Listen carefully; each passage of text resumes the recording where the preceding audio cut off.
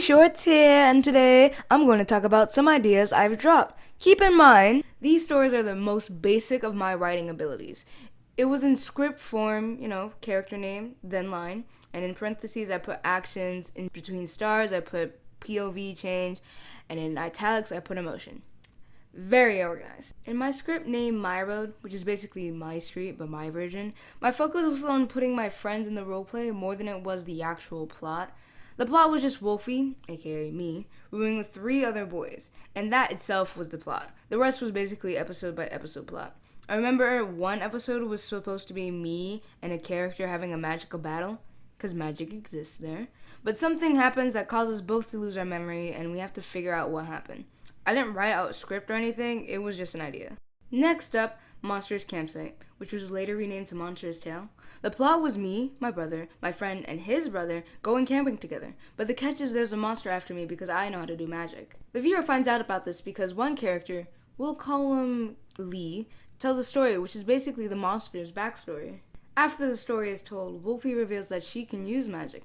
In this universe, anyone can learn magic, so after she reveals it, the others want to learn magic from her. And the monster noticed this. When they all go to sleep, the monster tries to kidnap Wolfie, but she has plot armor.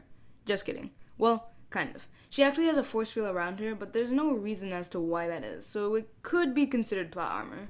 Anyway, since the monster couldn't kidnap Wolfie, it kidnaps Lee instead and tries to pretend to be him. The monster tries to get Wolfie to overuse her magic, which would result in her passing out, and the monster can absorb her magic? No idea. But that plan backfires, because that just exposes his identity. And Wolfie uses a sleep spell so her and the group can run away and find Lee. And that's pretty much where the idea ends. Honestly, don't know how I was going with that. In terms of plot, I know exactly how it ends. It ends with me and the group escaping the campsite, but foreshadowing, the monster follows us to our house, and that's supposed to be an opening for a sequel? Or season 2? Something like that.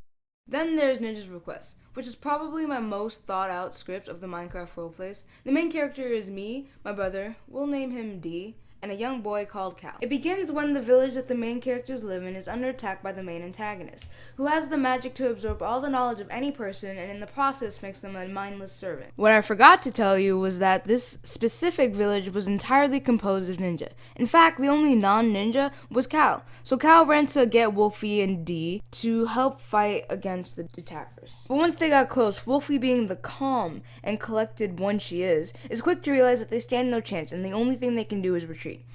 D, being the hot-headed one, argued that they shouldn't leave their village to fend for itself. But after some convincing from Wolfie, they retreat. Wolfie makes contact with their sensei through meditation, and they find out they can learn elemental powers. You thought that me saying Wolfie is calm and D is hot-headed was just me describing the characters, but it was actually foreshadowing. Wolfie has ice powers and D has fire powers. As for Cal, I gave him lightning powers. I was going to figure out why that is when we got there, but we never got there.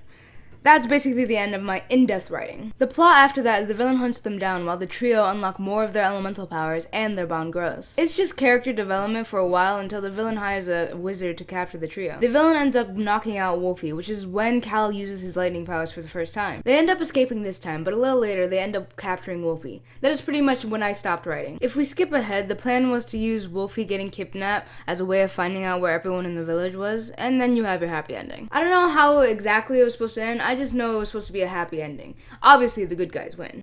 You know, the reason why this script got so far is probably thanks to my brother. He actually liked the plot so much he ended up taking it and making it his own story. He ended up calling it Elemental Revenge. I Am a Mermaid was supposed to be a series mixed with roleplay and let's play. The plot was that I, aka Wolfie, was tired of my rulers making rules that always required citizens to praise them. My friend then says, "We'll never know what it's like since we're not rulers," which sparks an idea in me. The idea results in me going on a quest to make my own kingdom, which leads into the Let's Play. While the Let's Play is going on, in the background you see that one of the villagers is actually waiting for a chance to overthrow me, so they can take the kingdom for themselves. Selfish much? It's foreshadowing for now, or, well, it would have been, if I hadn't dropped the idea. Anyway, before all this happened, Wolfie actually meets her love interest, which is a human. She met said human before even creating her village, and he later helps in managing the kingdom. The ending was supposed to be super climactic. The villain reveals himself, Wolfie and the human defeats him, then you have your happy ending. Again, I was gonna get there when I got there, only we're not gonna get there. Oh well. Last, and maybe least, Deep Sea High. The reason I say it's the least is that the first three, episodes was too focused on the school part, like who's Wolfie's friends, what class does she have, clubs, no clubs, and so on.